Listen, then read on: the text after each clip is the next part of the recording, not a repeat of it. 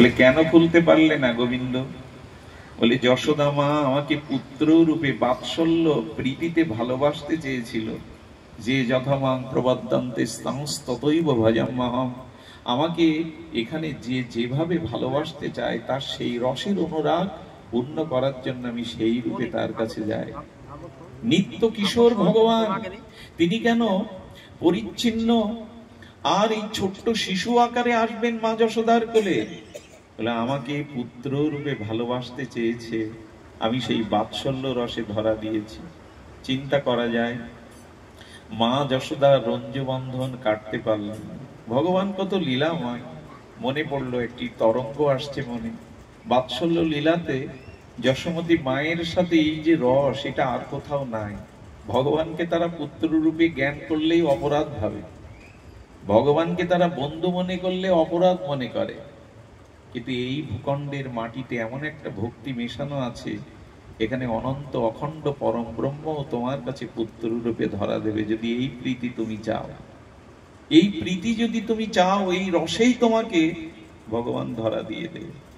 একদিন না খুব প্রভাতে যশোমতী মা তিনি দেখছেন তার ভান্ডার ঘরে যে নবনীতগুলি উনি কুলদেবতা নারায়ণের জন্য গুছিয়ে রেখেছেন, বড় পবিত্র করে গুছিয়ে রেখেছেন, সেই ভান্ডার ঘরে নূপুরের শব্দ। তিনি শয্যায় দেখছেন তার প্রিয় বাল ও গোপাল নাই। যশোদামা দ্রুত উঠে গিয়ে দেখছে গোপাল ননি হাতে এবং মুখে। কে রে, ভান্ডার ঘরে কে? গোবিন্দ দেখছে এই যা, পরের ঘরে চুরি করতে করতে আজ নিজের ঘরে চুরি করতে গিয়ে ধরা পড়লাম। মা আমি। গোপাল, কানাইয়া, তুই ভান্ডার ঘরে কি করছিস? বলো মা, বলি তাহলে সত্য বলে, ওরা নালিশ করে সত্য, আজ পরের ঘরে চুরি করতে করতে তুই নিজের ঘরেই শুরু করে দিলি। বলে মা একটু সতর্ক হয়ে কথা বলো। গোপাল দেখছে এখন বুকে সাহস নিয়ে কথা বলা ছাড়া আর উপায় নেই, একটাই দরজা, পালাবো কি করে? সাহস বুকে নিয়ে এসে বলছে মা চোর বলার আগে প্রমাণ করো। বলে তোর হাতে মাখন, এর থেকে বড় প্রমাণ কি? বলি মা কেন মাখন তার কারণ না জেনেই আমাকে চোর সাজাচ্ছ, কারণ বল। গোপাল তখন বলছেন মা আমার হাতে কয়টা আংটি দেখো তো। বলে একটা হীরার, হ্যাঁ একটা স্বর্ণের। এই যে হীরা স্বর্ণ এগুলো ধাতু মা। বলে তাতে কি হয়েছে? বললো ধাতুর আংটি হাতে দিলে ধাতুর কারণে হাতটা জ্বালা করে। তো যখন হাত খুব জ্বালা করে, আমার এক বন্ধু আছে ব্রাহ্মণ সখা, ও খুব বুদ্ধিমান। আমি মধুমঙ্গলকে বললাম, মধুমঙ্গল মা আদর করে কত হীরার আংটি আর স্বর্ণ আংটি, ধাতুর আংটি পরিয়েছে, হাত জ্বালা করে, কি করব? বলে শোন, যখন হাত জ্বালা করবে মাখন শীতল, ওর মধ্যে হাত পুরে দিবি। আরে হাতটা জ্বালা করছিল বলেই তো আমি পুড়িয়ে দিয়েছি, এতে তুমি চোর সাজাবে আমায়?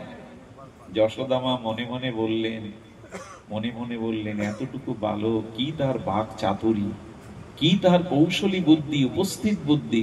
মা ভেতরে ভেতরে আনন্দ পাচ্ছেন, কিন্তু বাইরে ক্রোধের ভাব নিয়ে বলছেন তো মুখে মাখন কেন? হাত জ্বালা করছিল ভালো কথা, মুখে মাখন কেন তোর?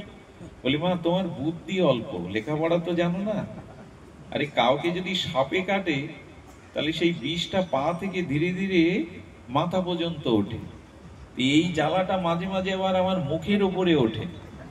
এই মুখের উপরে জ্বালা করছিল, তো ভাবলাম একটু ঠান্ডা মাখনের ভাব নিতে গিয়ে মুখে লেগেছে, আমি তো চুরি করে খাইনি।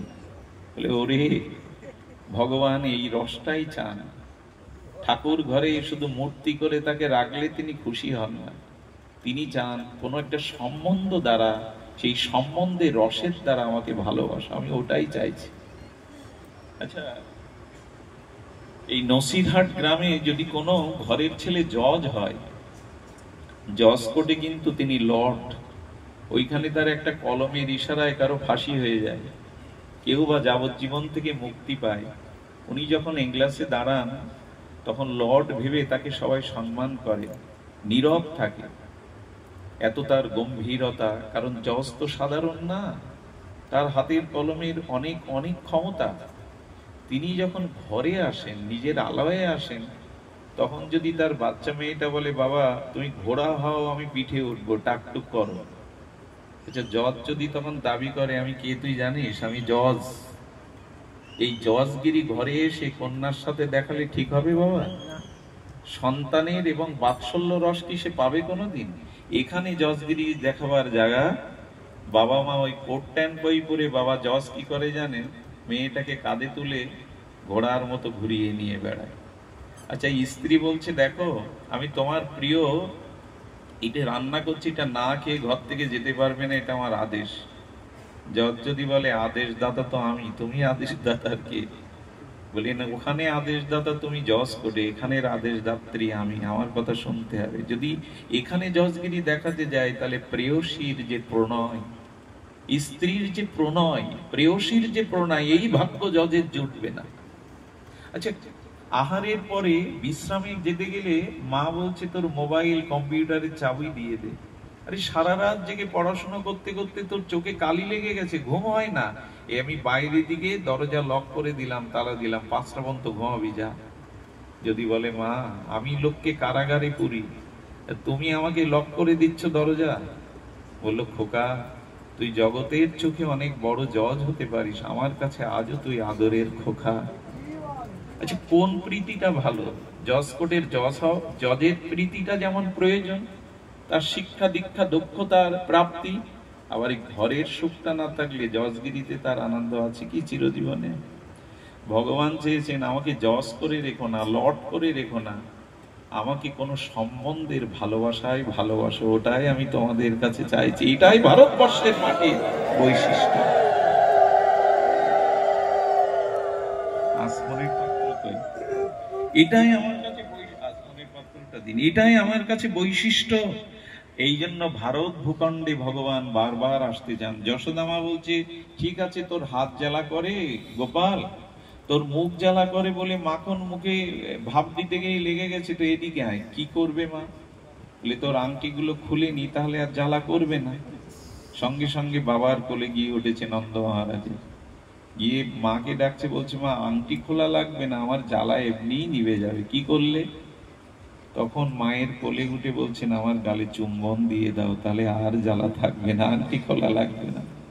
এই ভালোবাসাটাই ভগবান চেয়েছেন। এটা ভারতবর্ষে ছাড়া অন্য কেন আপনি ভাবতে পারবেন না।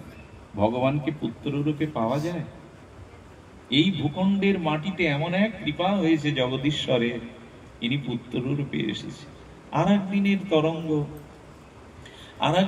তরঙ্গ মা যশোদা বৈকালিক সময় না ঘরটা পরিচ্ছন্ন পরিষ্কার করছে।